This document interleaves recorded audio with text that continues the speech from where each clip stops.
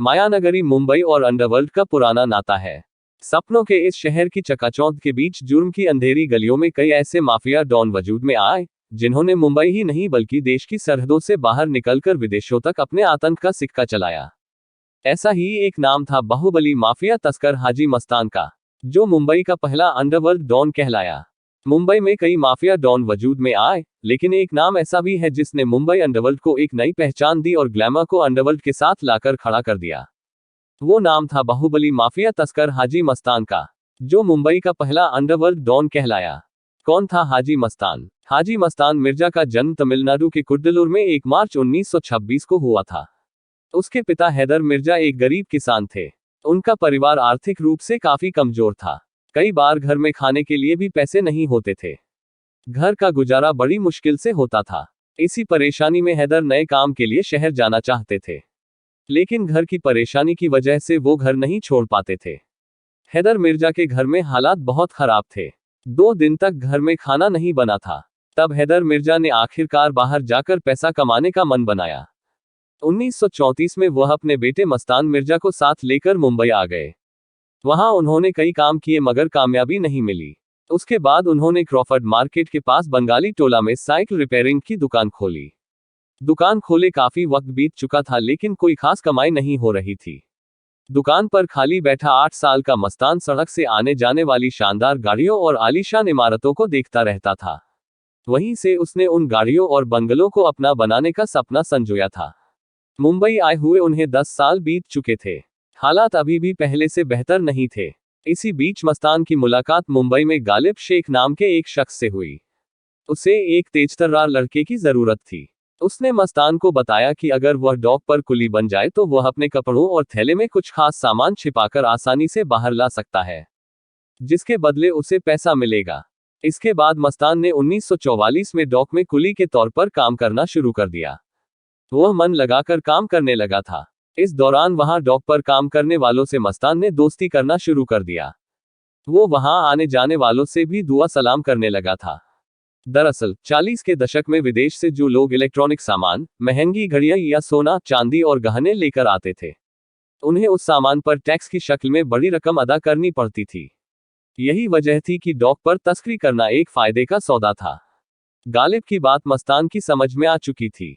उसने इस मौके को हाथ से जाने नहीं दिया और गुपचुप तरीके से वह तस्करों की मदद करने लगा। तस्कर विदेशों से सोने के बिस्किट और अन्य सामान लाकर मस्तान को देते थे और वह उसे अपने कपड़ों और थैले में छिपाकर डॉक से बाहर ले जाता था। कुली होने के नाते कोई उस पर शक भी नहीं करता था। इस काम की एवज में मस्तान को अच्छा पैसा मिलने लगा था। डॉक पर काम करते करते मस्तान की जिंदगी बेहतर होने लगी थी। तस्करों की मदद करने से उसे खासा फायदा हो रहा था। 1950 का दशक मस्तान मिर्जा के लिए मील का पत्थर साबित हुआ। 1956 में दमन और गुजरात का कुख्यात तस्कर सुकुर नारायण बखिया उसके संपर्क में आ गया। दोनों के बीच दोस्ती हो गई। दोनों साथ मिलकर काम करने लगे। उस वक्त सोने के बिस्किट, फिलिप्स के ट्रांजिस्टर और ब्रांडेड घड़ियों की बहुत मांग थी, मगर टैक्स की वजह से भारत में इस तरह का सामान लाना बहुत महंगा पड़ता था। लिहाजा दोनों ने मिलकर दुबई और एडेन इस सामान की तस्करी शुरू की, जिसमें दोनों को खासा मुनाफा हो रहा था। दोनों का काम बढ़ता गया और मस्तान की जिंदगी भी अब बदल चुकी थी। मामूली सा कुली मस्तान अब बाहुबली माफिया मस्तान भाई बन चुका था। यूं तो पहले मुंबई में वरदराजन मुदलियार उर्फ वर्धा का नाम चलता था, लेकिन वो माफिया डॉन जैसी छवि नहीं बना पाया था। कुछ समय बाद वर्धा वापस चेन्नई चला गया। अब मुंबई अंडरवर्ल्ड की दुनिया में सिर्फ एक नाम था, मस्तान भाई यानी हाजी मस्तान। 1970 का दशक आते आते मस्तान मुंबई में अपनी अलग पैठ बना चुका था। उसने 10 साल के भीतर मुंबई में एक बड़ा मुकाम हासिल कर लिया था। समुद्र में उसका राज चलने लगा था। मस्तान जैसा बनना चाहता था, वह उससे ज्यादा ही बन गया था। अब वो अमीर भी था और ताकतवर भी। उसे सफेद डिजाइनर सूट पहनने और मर्सिडीज की सवारी करने का बहुत शौक था। उसके हाथ में हमेशा विदेशी सिगरेट और सिगार दिखाई देते थे। ऐशोआराम उसकी जिंदगी का शगल बन गया था। मुंबई अंडरवर्ल्ड के राजा कहे जाने वाले हाजी मस्तान मिर्जा का बॉलीवुड से बेहद लगाव था। मुंबई के पुराने लोग बताते हैं कि हाजी मस्तान बॉलीवुड अभिनेत्री मधुबाला का दीवाना था। वह उससे शादी करना चाहता था, मगर हालात के चलते ऐसा नहीं हो सका। फिर मधुबाला जैसी दिखने वाली फिल्म अभिनेत्री सोना मस्तान को भा गई और उसी के साथ मस्तान ने शादी की। मस्तान ने सोना के लिए कई फिल्मों में पैसा लगाया, लेकिन उनकी फिल्में नहीं चल सकी।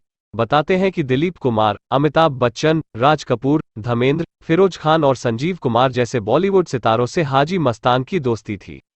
कई बड़ी बॉलीवुड हस्तियां अक्सर उनके बंगले पर दिखाई देती थी। मुंबई में हाजी मस्तान मिर्जा का नाम इतना बड़ा बन चुका था कि पुलिस और कानून उसके लिए कोई मायने नहीं रखता था। 1974 में जब पुलिस ने पहली बार हाजी मस्तान को गिरफ्तार किया तो उसे एक वीआईपी की तरह तमाम सुविधाएं दी गई थी। उसे हवालात में न रखकर एक बंगले में नजरबंद रखा गया था। खाने के लिए बेहतरीन इंतजाम किए गए थे। उसकी खातिरदारी के लिए हर उस जरूरत का ख्याल रखा गया था जिसकी मस्तान को चाह थी। पुलिस वाले भी उसे सलाम करते थे। मस्तान भी पुलिस वालों के काम आता था। उन्हें महंगे उपहार देना उसकी आदत में शामिल था, और अगर कोई अफसर उसका कहा नहीं मानता था तो वह उसका तबादला करा देता था। देश में आपातकाल लगने से पहले की बात है। देश की प्रधानमंत्री इंदिरा गांधी को भी मस्तान की खबरें मिलती रहती थी। मस्तान के बढ़ते प्रभाव से इंदिरा भी परेशान थीं। उनके आदेश पर मस्तान मिर्जा को उस वक्त पुलिस ने गिरफ्तार करने की कोशिश की मगर वो पकड़ में नहीं आया, लेकिन आपातकाल लगने के बाद उसे गिरफ्तार कर लिया। और यह पहला मौका था जब हाजी मस्तान को बाकायदा जेल जाना पड़ा था। बस यहीं से मस्तान की जिंदगी बदलने वाली थी। जेल में मस्तान की मुलाकात जेपी से हुई।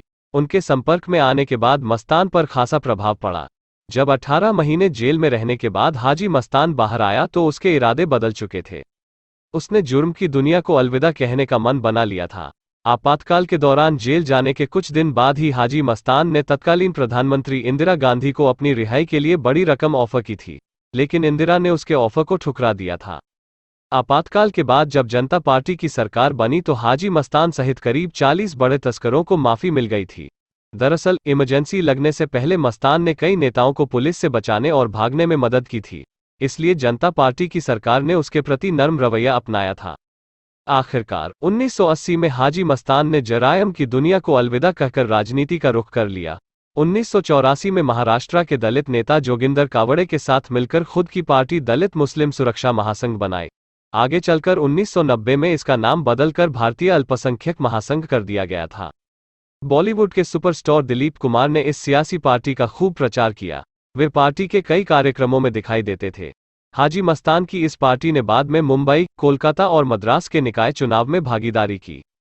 बताया जाता है कि चुनाव में भले ही पार्टी को कामयाबी नहीं मिली, लेकिन इस चुनाव में काले धन का जमकर इस्तेमाल हुआ था। वहीं से चुनाव में भारी पैसा खर्च करने का शगल शुरू हुआ था। हाजी मस्तान मुंबई अंडरवर्ल्ड का सबसे ताकतवर डॉन था, लेकिन इस शक्तिशाली डॉन ने अपनी पूरी जिंदगी में किसी की जान नहीं ली, किसी पर हमला नहीं किया, यहां तक कि एक भी गोली नहीं चलाई। बावजूद इसके हाजी मस्तान जुर्म की काली दुनिया में सबसे बड़ा नाम था। उस दौर में उसके नाम की तूती मुंबई ही नहीं बल्कि पूरे महाराष्ट्र में बोलती थी। हाजी मस्तान जिंदगी भर मुंबई में लोगों की मदद भी करता रहा। उसने अपना आखिरी वक्त अपने परिवार के साथ बिताया, जिसमें पत्नी और उसका गोद लिया बेटा शामिल था। और 1994 में हार्ट अटैक से हाजी मस्तान की मौत हो गई थी। आज भी मुंबई में उसके किस्से सुनने को मिल जाते हैं।